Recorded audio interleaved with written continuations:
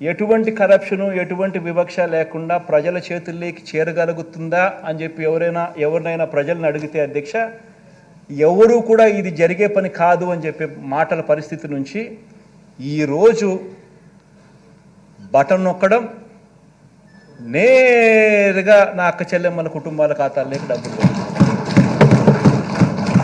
ఎక్కడ లంచాలు లేవు, ఎక్కడ వివక్ష లేదు. ఏకంగా 2,55,000 కోట్ల రూపాయలు నేరుగా చేయగలిగాం అధ్యక్ష, చేసి చూపించగలిగాం అధ్యక్ష. ఇది ఒక గొప్ప కార్యక్రమం అధ్యక్ష. దీనికి తోడు అధ్యక్ష నాన్ డీబీటీ స్కీమ్,